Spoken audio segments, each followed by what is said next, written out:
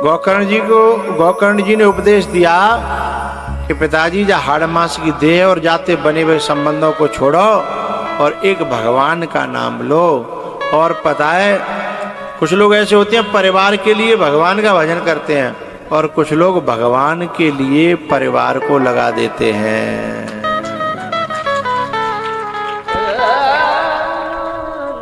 कुछ लोग परिवार के लिए भी भगवान को लगा देते हैं और कुछ लोग भगवान को परिवार के लिए कहते हैं। सुख संपत्ति घर आवे कष्ट मिटे तन का। लेकिन कुछ लोग कहते हैं कि हे प्रभु मेरा और मेरे परिवार का सबका मन आप में लग जाए।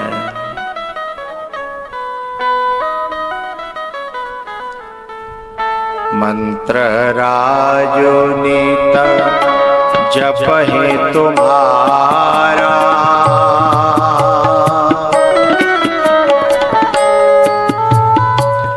हे मंत्र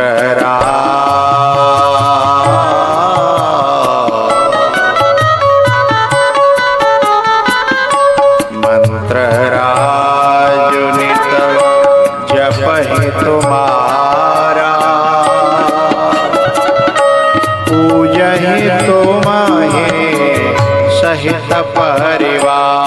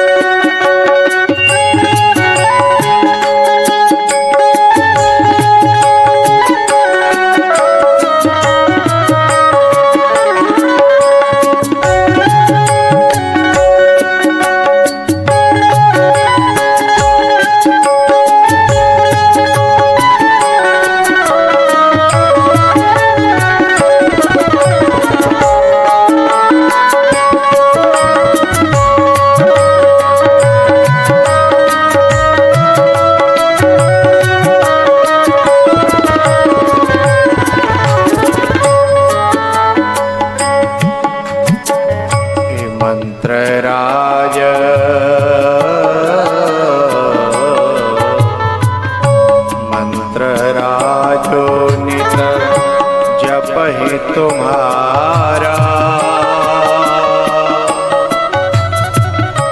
पूजहि तुम्हें सहित परिवार।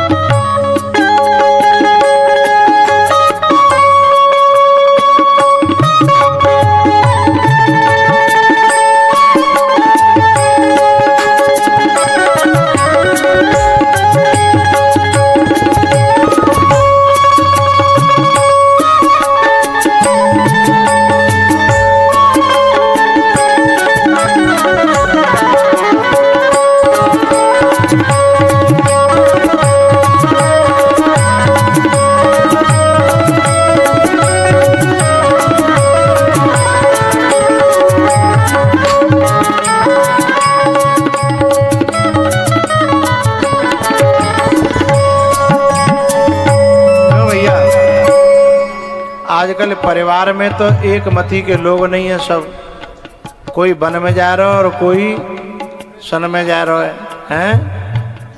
कोई रावण बन गया, कोई दुर्योधन बन गया, तो कोई विभीषण बन गया। तो एक मति के लोग तो घर में है नहीं। अब भगवान को भजन सब घर के लेके कैसे करें। और तुलसीदास जी कह रहे हैं कि पूजें तुम्हें सहित परिवारा। तो जाको एक बड़ा प्यारो समाधान है। यदि बा घरवारे तुम्हारो संग भजन में न दें, अच्छे काम में न दें, तो भीतर से उनका त्याग कर दे और पांडाल के भक्तों को ही अपना परिवार मान ले।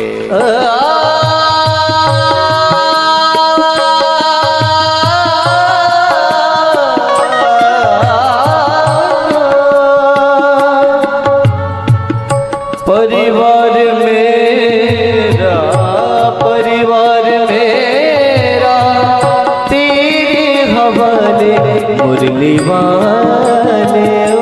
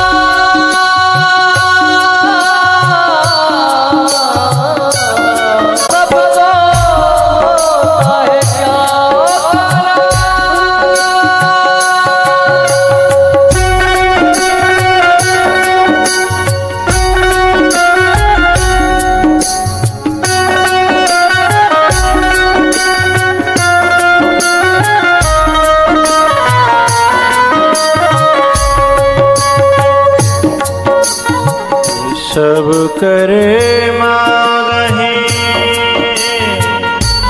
एक फल, राम चरण रति हो, तिनके मन मंदिर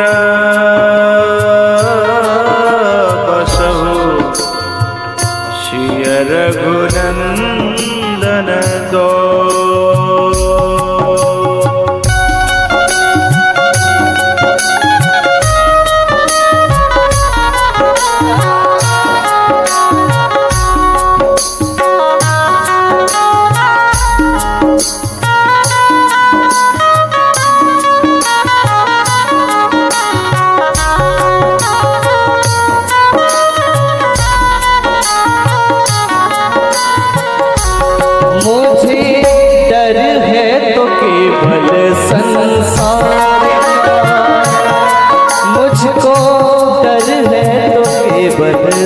संसार का, क्योंकि हमारे सर पे है बोझ परिवार का।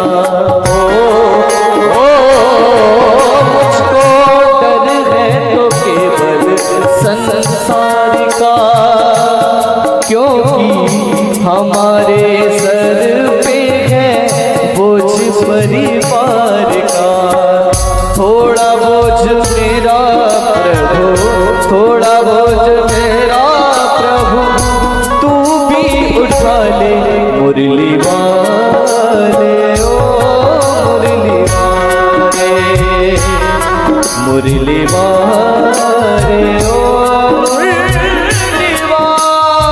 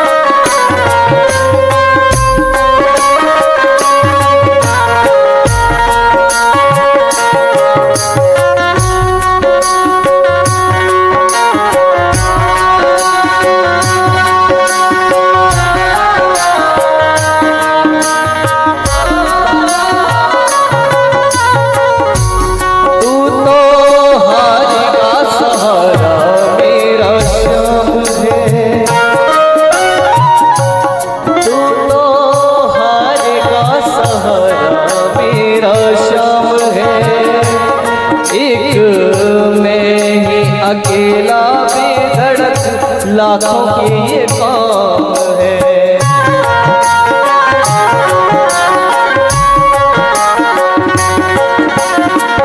जरा हाथ आकर, जरा हाथ आकर मेरा बटा ले मुरली वाले, मुरली वाले, मुरली वाले, मुरली वाले। परिवार मेरा, परिवार मेरा तेरे हवाले मुरली वाले, मुरली वाले,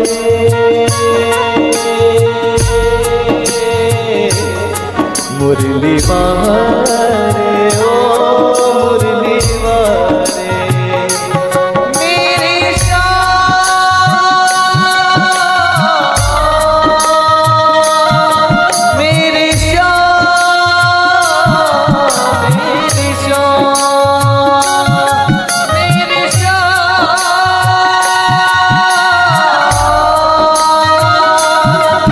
मेरी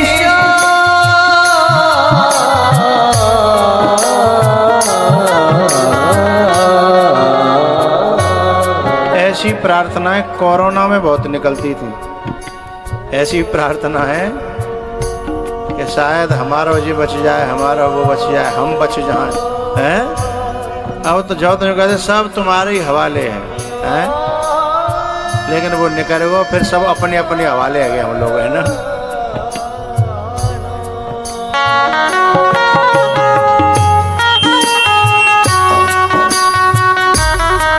मुरली बारे ओ परिवार मेरा, परिवार मेरा तेरे हवाले। मुरली वाले ओ खट वाले, मुरली वाले ओ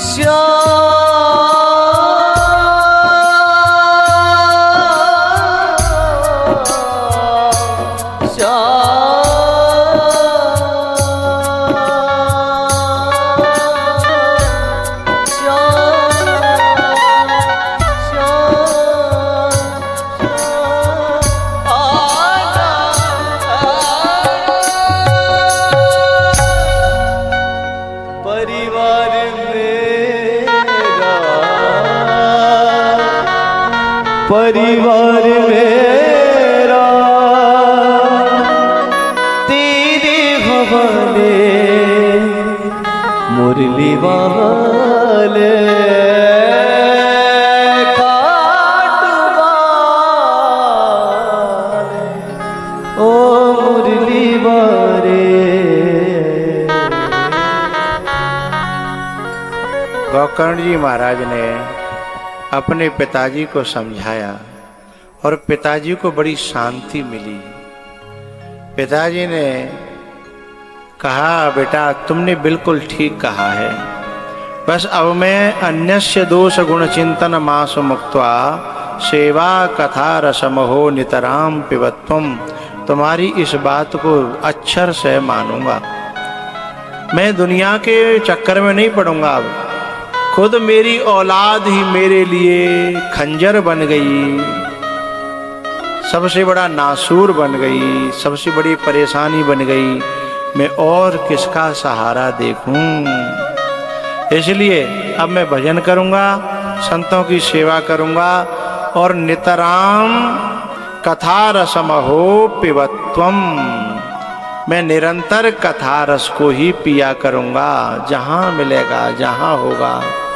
ऐसे इस कथा में भी मेरे बहुत से श्रोता हैं, जहाँ कथा होगी वहीं पहुँच जाएंगे, चाहे पैदल पहुँचें, चाहे गाड़ी से पहुँचें, चाहे मर गिर के पहुँचें, हैं। जहाँ कथा होगी वहीं जाए मरेंगे। बिनते हजार नहीं करो कि रहने हो भाई, तुम रहने हो, वही दूर है और जंगल में है, बोले ना मरेंगे तो मर जाएंगे, जाते ज़्यादा और होगा ही काम। तो भैया गोकर्ण जी महाराज के उपदेश पर पिताजी तो चले गए, अकेली रह गई माँ, और ये जो है शराब पीने लगा, जुआ खेलने लगा, धुंधकारी। गोकर्ण जी तो पहले ही चले गए थे, महात्मा हो गए। अब माँ से पैसा मांगता है, माँ सोना चांदी जितना था वो सब ले गया और माँ से बोला कल मुझे पैसा चाहिए, नहीं तो फिर मैं बहुत मारूंगा। अब सोचो माँ की क्या हालत हो रही होगी।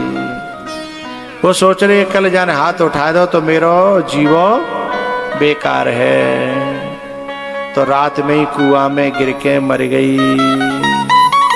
और जिस औलाद की वजह से माँ बाप को कुआं में गिर के मरना पड़े, उस औलाद को तो धिक्कार है, उस औलाद को बार बार धिक्कार है। अब माँ बाप दोनों चले गए तो जो और बुरे काम में प्रवेश करेगा, अब कोई रोके टोके वाला रहो ही नहीं। अब तो गणिकाओं को खुद अपने घर में ले आया, 5 गणिकाएं।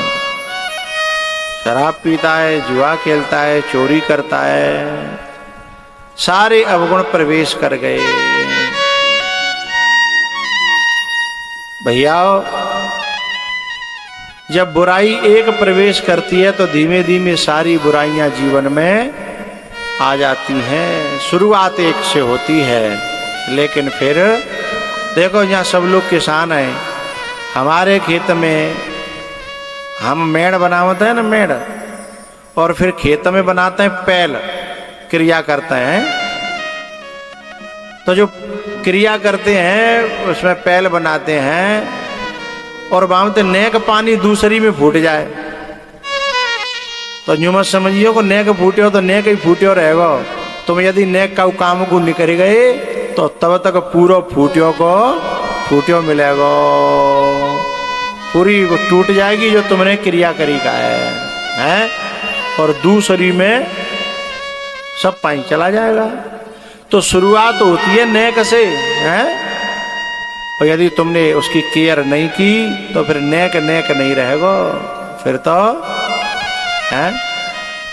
अपने आंचल को आंसुओं से भिगोती ही चली जाती है, अपने आंचल को आंसुओं से भिगोती ही चली जाती है। जिंदगी यदि रोई तो फिर रोती ही चली जाती है। भैया पीछे वाले का दावत खाए भी आए, ताली ना बजावत ही बताओ। क्यों रहे हो? कूलर में बैठे हो, हवा ले रहे हो ठंडी ठंडी, हैं? हाथ ना उठ रहे तुम्हारी ताली का जाए। फिर बोल रहा हूँ दोबारा, जय मारे जो रह गए कहते रह न जाए। अपने आंचल को आंसुओं से भिगोती ही चली जाती है। अरे रुको भाई, तुम तो अपने आंचल का